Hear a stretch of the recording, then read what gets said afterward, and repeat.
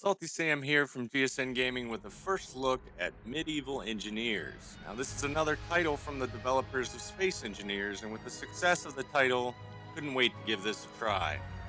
Now, when you load into a new world, you're given two options. One is a quick start world, the other is custom world. So just take a look at custom world.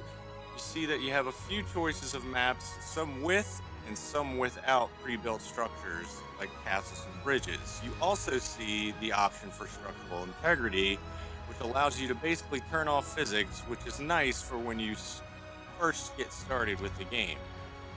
Now we're just going to cancel out of this and go with quick start. After loading, you can see the graphics in the game are absolutely amazing. And this is what you start with.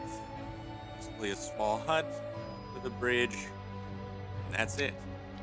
Now, as we look through the block menus, you can see that there's not a whole lot of stuff in here yet, but there are the basics. Your basic building blocks, some furniture for inside your house, which allows you to change your character's clothes, some mechanisms for building things like catapults, and of course, things to launch in the catapults.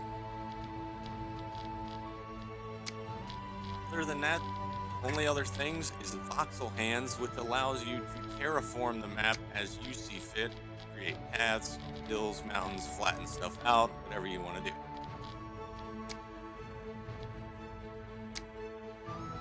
So as we look around the map, you can see you have both first and third person views.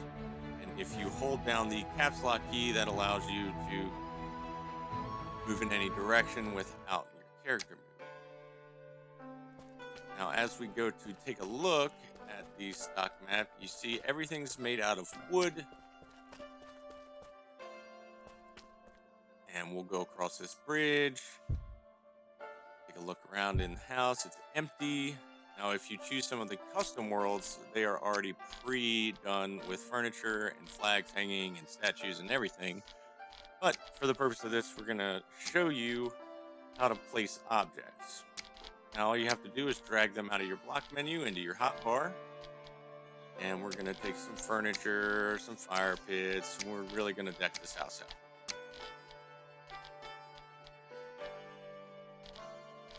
I think that's about all they have.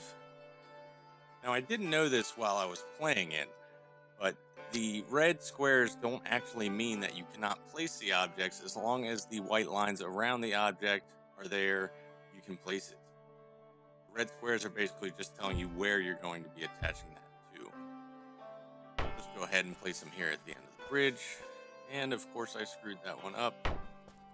So I'm gonna have to fix it by right clicking on that object and left clicking again. So let's see about putting some furniture in.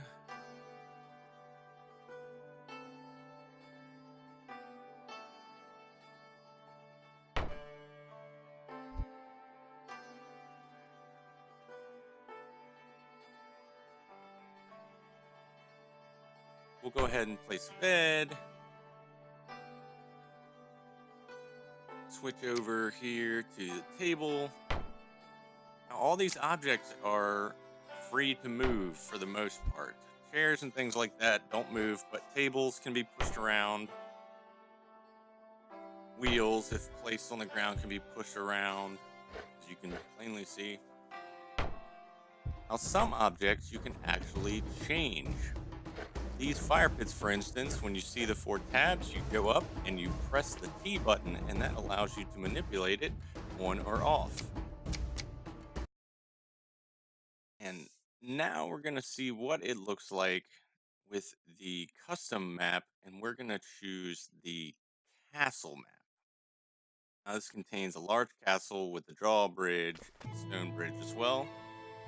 And there it is, complete with windmill. Another great looking map.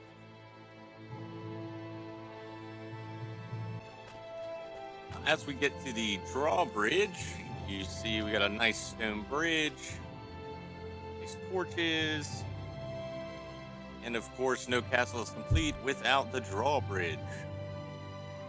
Now, all these mechanisms can be built by hand if you know how to do it.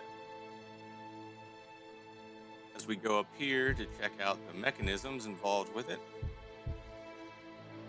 see we have a couple turn spools, a couple turning wheels. So let's go ahead and hold T. And to go in the opposite direction, you hold Shift and T.